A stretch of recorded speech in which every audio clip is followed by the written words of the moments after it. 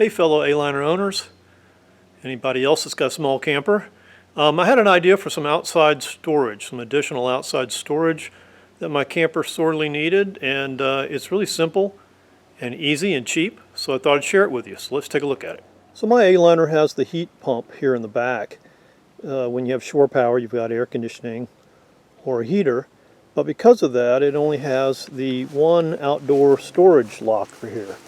And I typically keep my gray water collection tank in there, my water hose, power cord. It fills up really fast, and I've always needed more outside storage for, you know, wet and dirty things. Because my camper has the heat pump and not the furnace, I guess, they only gave me one gas bottle. So if you've got two gas bottles up here on your tongue, this won't work for you. But if you're like me and you've only got the one gas bottle, you got plenty of room for this, and all it is a 5-gallon paint bucket. You can get those anywhere from $5 to $7 from Lowe's or Home Depot, and take off the regular lid and get yourself a Gamma seal lid. That's going to cost you another $12 to $14, but all in, you're probably going to have about $20 in this project. The way these Gamma seal lids work is you remove the regular lid that comes with the bucket, and they have a lip, or a ring rather, that snaps over the lip of the bucket, and that allows you to screw on this piece, which actually has a rubber gasket, so they are watertight. You could actually put things in here that you want to keep dry. The only problem I found with that was when it rains, these dished out areas that help you, get a hold of it, fill with water.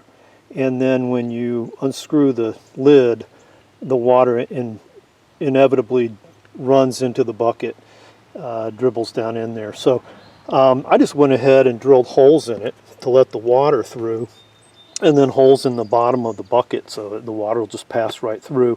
And so I just keep things in there that don't mind getting wet. So what I keep in here are things that stay in contact with the ground and get wet, muddy, like my levelers. Also what I keep in here are my wheel chocks, plastic wheel chocks, which are not in there right now because they're under the camper wheels. And we also throw in the jack wheel. So when we're towing, that comes off, and that's a convenient place to put it so you won't forget it.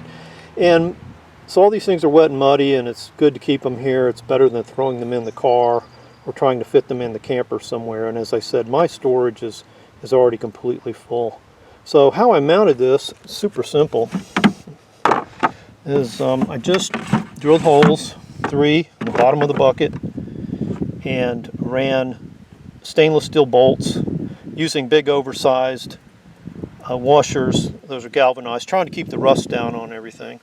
There are already 2 holes in this deck of the camper frame that I could use. I think I had to drill one hole for that 3rd bolt.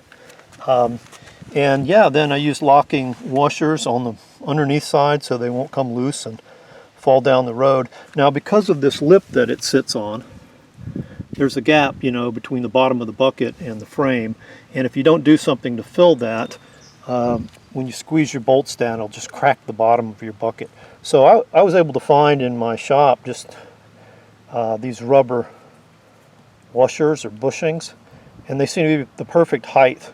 And I just placed 3 of those, underneath to have something to squeeze down against.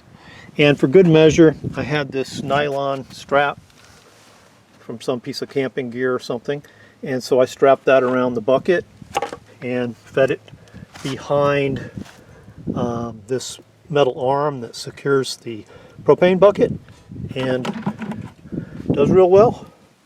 I just got back from a 5,500 mile trip to Montana.